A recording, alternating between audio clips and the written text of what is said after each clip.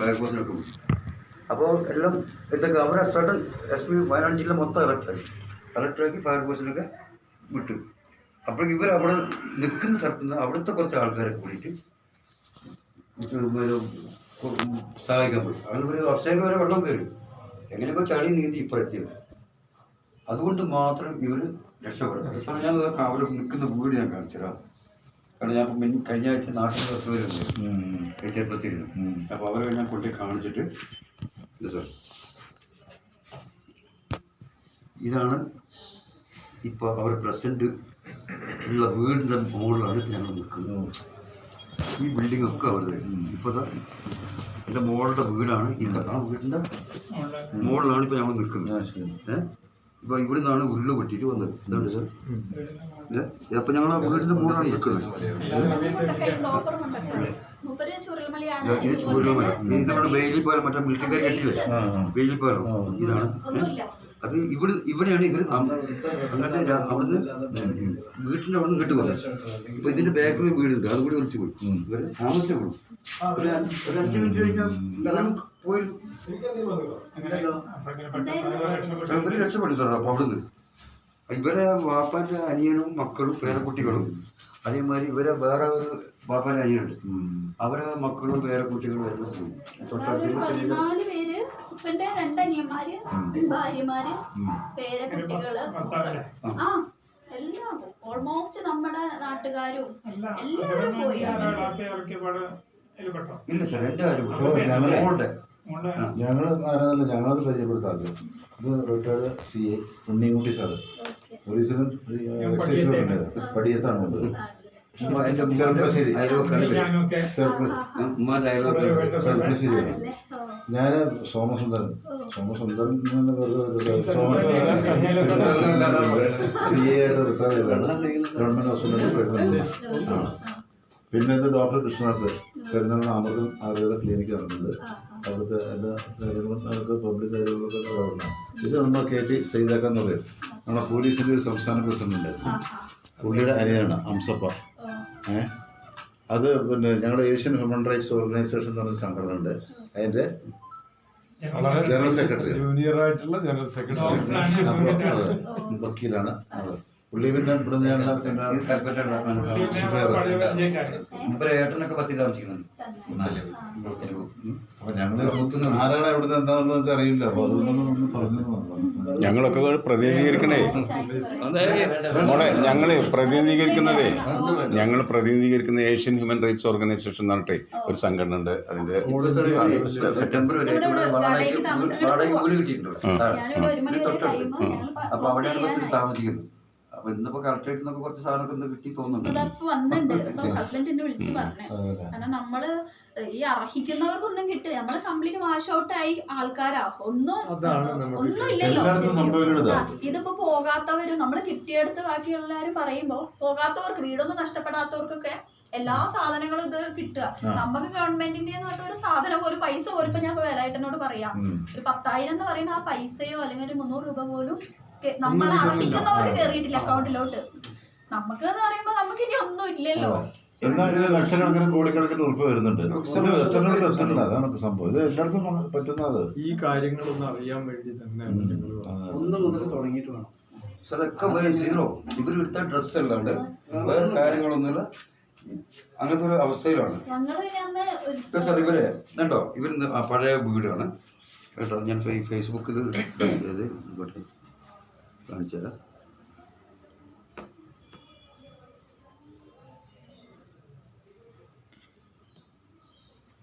മുനീറിന്റെ വീടൊക്കെ നിങ്ങളുടെ അടുത്തായിരുന്നോ? പിന്നെ ഞങ്ങൾ നൈബറാണ്. അവര് ഞങ്ങളെ 2ാമത്തെ വീട്, തൊട്ടടുത്ത വീടാണ്.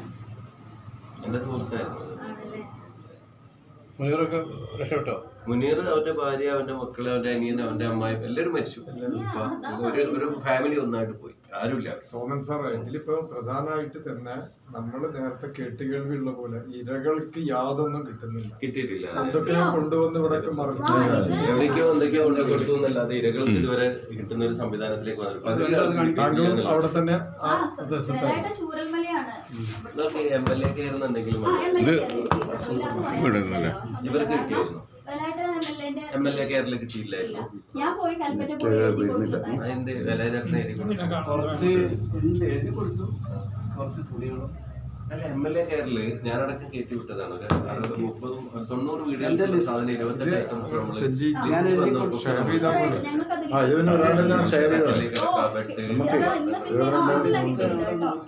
നമ്മൾ റോട്ടറിയിൽ നിന്നൊക്കെ കുറേ സഹായങ്ങൾ വന്നിരുന്നുണ്ട്. റോട്ടറി ഇന്റർനാഷണൽ അവിടുന്ന് കട്ടില്, അൽമാറ കിട്ടിയിട്ടില്ല, table, furnitures, cooker, food items കിട്ടിയിട്ടുണ്ട്. പിന്നെ മുസ്ലിം ലീഗിന്റെ നല്ലോണം സഹായമുണ്ട്. നമുക്ക് ഒരിക്കലും പറയാൻ പറ്റില്ല. കാരണം ഏറ്റവും കൂടുതൽ നമ്മളെ കൈപിടിച്ച് ഉയർത്തുന്നത് അവരെന്നെയാണ്. നമ്മുടെ ഏറ്റവും കൂടുതൽ സഹായം MLAയുടെ എല്ലാവരും കേട്ടോ. പിന്നെ നമുക്ക് വേറൊരു സഹായം എന്ന് പറഞ്ഞാൽ ഇവിടെ നിന്ന് കിട്ടിയിട്ടില്ല. പിന്നെ പഞ്ചായത്തിൽ നിന്ന് ഇന്നലെ കുറച്ച് കിട്ടി. അതെന്താന്നറിയില്ല. പഞ്ചായത്തിന് കുറച്ച് സാധനങ്ങൾ കിട്ടിയിട്ടുണ്ടായിരുന്നു. ഇതൊരു വീടില്ല, ഇത് മുസ്ലിം പള്ളിയാണ്. ഇതിന്റെ മുമ്പിലാണ് ഇത് വലത്, ഇത് ഇങ്ങോട്ട് പോകുമ്പോൾ വലത് സൈഡിലാണ് മുസ്ലിം പള്ളി, ഇടത് സൈഡിലാണ് ഇവിടെ വീട് കാണിച്ചത്. അത് കറണ്ട് വെച്ച് ഇറങ്ങി വരും. ഒന്നും കിട്ടുന്നില്ല. കാരണം 28 ഐറ്റം നമ്മള് 2 കട്ടില്, 2 കിടക്ക, പിന്നെ ബക്കറ്റ് ഐറ്റംസ്, ഫുഡ് അത് ഐറ്റംസ്, കിട്ടിയിട്ടുണ്ട് കേട്ടോ. പിന്നെ അയൺ ബോക്സ്, അടുപ്പ്, ഈ കാറ് നിൽക്കുന്നല്ലോ, ഈ കാറ് നിൽക്കുന്ന ബിൽഡിങ്സ് കംപ്ലീറ്റ് മോഡൽ ഭർത്താവിന്റെ ബിൽഡിംഗ്, ഈ കാണുന്ന ബിൽഡിംഗ് ഒക്കെ ഇതൊരു വാടക കൊടുത്തിരിക്കുന്നത്. അവർക്കുള്ള വരുമാനമാണ് അതിന്റെ വാടകയും കാര്യങ്ങളൊക്കെ അവർക്കുള്ള വരുമാനം. വേറെ അവർക്ക് പണിയെ തോരൊന്നുമില്ല, വേറെ വരുമാനങ്ങളൊന്നുമില്ല. അപ്പൊ ഇത് ഒരു വേട്ടന്റെ വീടാണ്, മജീദിന്റെ.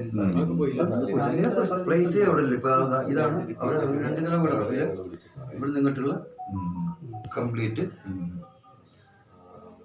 ഇപ്പൊ വീട് വാടകയ്ക്ക്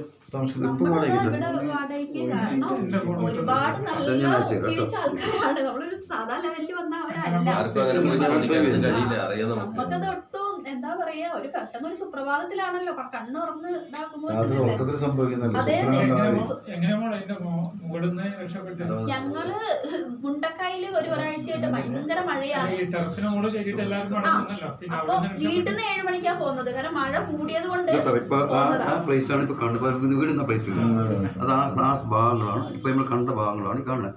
അതിന്റെ അങ്ങേയറ്റിൽ ഒരു വേറെ അവിടെ ഒരു 2 റോഡ് ഡൈവേർട്ട് ആയി പോകുന്നത്. അതിലൊരു റോഡിലാണ് മറ്റേ ആ ബിൽഡിങ്ങിന്റെ പകുതിയിലേക്ക് പോയി.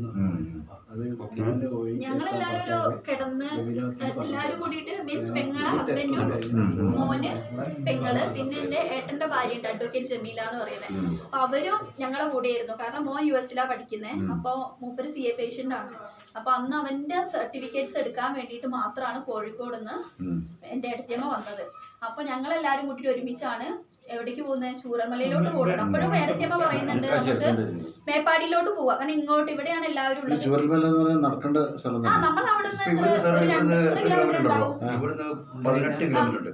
16 കിലോമീറ്റർ ചൂരൽമല, അവിടുന്ന് 2 കിലോമീറ്ററേ ഉള്ളൂ. അപ്പൊ പെങ്ങളെ വീട്ടിൽ വന്നിട്ടാണ് ഞങ്ങളന്ന് താമസിക്കുന്നത്. അപ്പോഴും ഏടത്തിയമ്മ പറയുന്നത് ഇത് സേഫ് അല്ല, നമുക്ക് ഇവിടുന്ന് മേപ്പാടിയിലോട്ട് പോവാന്ന് പറയുന്നുണ്ട്. പക്ഷെ അതിന്റെ തലേ ദിവസേ ശരിക്കും പറഞ്ഞാൽ ഉരുള് പൊട്ടിയിട്ടുണ്ട്. അതെനിക്ക് ഞാൻ അന്ന് വീട്ടിൽ ഒറ്റയ്ക്കായിരുന്നു, ഹസ്ബൻഡ് വന്നിട്ടില്ല, ഞാനും മക്കളും. അപ്പൊ ഒരു 3 മണിക്ക് 4 മണിയാകുമ്പോ ഏട്ടൻ കോഴിക്കോട് നിന്ന് വിളിക്കുന്നുണ്ട്, നീ എവിടെയാ നിൽക്കുന്നെന്ന് ചോദിച്ചിട്ട്. അപ്പൊ ഞാൻ പറഞ്ഞ വീട്ടിൽ. അപ്പൊ എന്നോട് ഒന്ന് വേഗം പോയി കൊലായിൽ വാതിൽ തുറക്ക്, ഉരുള് പൊട്ടിയിട്ടുണ്ട്. ഒരു 4 മണിയൊക്കെ ആയ സമയത്ത്. അപ്പൊ വേറായിട്ട് എന്നെ വിളിക്കുന്നുണ്ട്, എന്താ അവിടുത്തെ സ്ഥിതി ചോദിച്ചിട്ട് ഇവര് കറക്റ്റ് ടൈമിൽ എന്നെ വിളിക്കുന്നുണ്ട്. അപ്പൊ അന്ന് തന്നെ പുഴയില് പൊട്ടി വന്നിട്ടുണ്ട്. അന്ന് ആ ഒരു 4 മണിയൊക്കെ ആകുമ്പോ നമുക്ക് ഈ ചളിന്റെ മണമൊക്കെ. പിന്നെ പിറ്റേ ദിവസം ഞാൻ വീണ്ടും പോകുന്നത് എന്തിനാ, ഈ പോസ്റ്റ് ഓഫീസ് തുറക്കാൻ വേണ്ടി.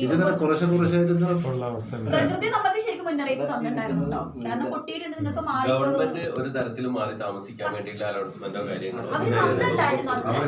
ഒന്നും ചെയ്തിട്ടില്ല. അത്തരത്തിലൊരു അറിയിപ്പോ കാര്യങ്ങളോ ഒന്നും കൊടുത്തിട്ടില്ല എന്നുള്ളത്. അവിടെ വന്ന് ആദിവാസികളോട്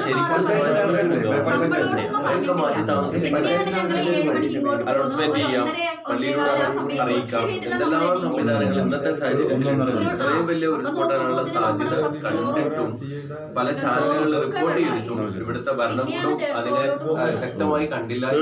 തേർഡ് ഫ്ലോറിലോട്ട് പോകുമ്പോൾ പാലം പൊട്ടിയതുകൊണ്ട് ആ വെള്ളം ഡൈവേർട്ട് ആയി പോയി. ആ ഒരു 5 മിനിറ്റ് കൊണ്ടാണ് ഞങ്ങൾ ശരിക്കും രക്ഷപ്പെട്ടത്. അത് കഴിഞ്ഞപ്പോ രണ്ടാമത്തെ പൊട്ടിൽ ഞങ്ങൾ ആ ഇൻ കേസ് അവിടെ രക്ഷപ്പെട്ടിട്ടില്ലേ ഞങ്ങള് തീർന്നു. കാരണം നമ്മുടെ തൊട്ടടുത്ത വീട് ഇങ്ങനെ നിലം കൊത്തുന്ന നമ്മള് കാണുകയാണ്. കുട്ടികള് കാണില്ല, അത്രയും ചളിയിൽ പൊതിഞ്ഞിട്ട് കാണുകയാണ്. ശരിക്കും അവിടെ നിന്ന് രക്ഷപ്പെട്ട് ഫസ്റ്റ് വന്ന ആൾക്കാർ ഞങ്ങൾ തന്നെയായിരുന്നു. ഫസ്റ്റ് മോളെ ഞാൻ കൊടുത്തത്. നമ്മൾക്ക് പറ്റിയില്ലെങ്കിൽ അവളെങ്കിലും ഒന്ന് രക്ഷപ്പെട്ടോട്ടെ ചോദിച്ചു. ലാസ്റ്റ് നമ്മൾ വണ്ടി കയറുമ്പോ മോളെ കാണില്ല, ആരിത് ആരുടെ കുട്ടിയാന്ന് ചോദിച്ചിട്ട് അപ്പോത്തിന് JCB-യും ബാക്കിയൊക്കെ വന്നിട്ടുണ്ടായിരുന്നു. പിന്നെ 900 റോഡൊക്കെ ഇങ്ങനെ മാറുന്നുണ്ട്. ചളി, കാരണം നമ്മൾ ഇറങ്ങുമ്പോ തന്നെ ഇങ്ങനെ ചളിയിലാണ് നമ്മൾ വരുന്നത്. നമുക്ക് മുന്നോട്ട് പോവാൻ പറ്റുന്നില്ല, പൂണ്ട് പോവാ. അപ്പൊ നമുക്ക് ഇറങ്ങും തോറും ഇങ്ങനെ താഴ്ന്നതാന്ന് പോവാ. പക്ഷെ അവിടെ 900 ഒരുപാട് ജീപ്പുകൾ ഉണ്ടായിരുന്നു അന്ന്. ആ ഒരു സമയത്ത് അവര് നന്നായിട്ട് അന്ന് ഹെൽപ്പ് ചെയ്തിട്ടുണ്ട്. അവരാണ് ഫസ്റ്റ് അവിടെ എത്തിയിട്ട് നമ്മളെ ജീപ്പിലോട്ട് മാറ്റിയാണ്. ഓ ഷുവർ, നമുക്കത് പറയാതിരിക്കാൻ പറ്റില്ല. ബാക്കിയുള്ള റെസ്ക്യൂ ടീംസ് ഒക്കെ എത്തുന്നതിന് മുമ്പ് ഞങ്ങളൊക്കെ പാസ് ചെയ്യുമ്പോഴേ പോലീസും ബാക്കിയുള്ളവരൊക്കെ അങ്ങോട്ടേക്ക് വരണം. അതിന് മുമ്പേ അവിടെ പോലീസുകാർക്ക് എങ്ങനെയല്ലോ മോള് വിളിച്ച് പറഞ്ഞ ശേഷം ഞാൻ പറഞ്ഞിട്ടാണ് ഇവർ അറിയുന്നത്. അല്ലെങ്കിൽ അത് പറയില്ല. ഒരു കമ്മ്യൂണിക്കേഷൻ ഗ്യാപ്പില്ല, മൊബൈലും മറ്റു സംവിധാനങ്ങളൊന്നും ഇല്ല. ഞാനിവിടെ രാത്രി അത് ഇവിടെ വിളിച്ച് 2 മിനിറ്റ് എന്റെ ഫോൺ സ്വിച്ച് ഓഫ് ആയി. നമുക്ക് എന്താ ചെയ്യേണ്ടതെന്ന് അറിയില്ല. എന്തായാലും മരിക്കുന്നു ഉറപ്പിച്ചു. കാരണം അപ്പുറത്ത് നോക്കുമ്പോ വെള്ളം, മുന്നില് വെള്ളം. നമ്മള് കാറും കൊണ്ടാണ് വീട്ടിൽ നിന്ന് വന്നത്. പിന്നെ നമ്മളെ വണ്ടിയൊക്കെ അവിടെ നിർത്തിയിട്ടിട്ട് വന്നതാ. വണ്ടി കുറിച്ചുകൂടി നമ്മള് തിരിച്ച് എങ്ങനെയെങ്കിലും രക്ഷപ്പെട്ട് വണ്ടിയൊന്നുമില്ല. എപ്പോഴോ വണ്ടിയൊക്കെ പോയി കംപ്ലീറ്റ് അങ്ങോട്ട് എന്താ പറയാ, പടച്ചോൻ ആയുസ് അൽഹംദുലില്ല. അതാണ് നമ്മള് പടച്ചോനോട് ഏറ്റവും നന്ദി പറയേണ്ടത്. കാരണം ഇത്രയും ആൾക്കാരെ പടച്ചോന് കൊണ്ടുപോയി. ഇപ്പൊ നമുക്ക് ആ ഒരു ഉമ്മന്റെ ആ മക്കൾക്ക് ആയുസ് തന്നതുകൊണ്ട് മാത്രമാണ്. അല്ലെങ്കിൽ നമുക്ക് നമ്മള് പോയി ഉണ്ടാകും. അതിനൊരു മാറ്റമില്ല.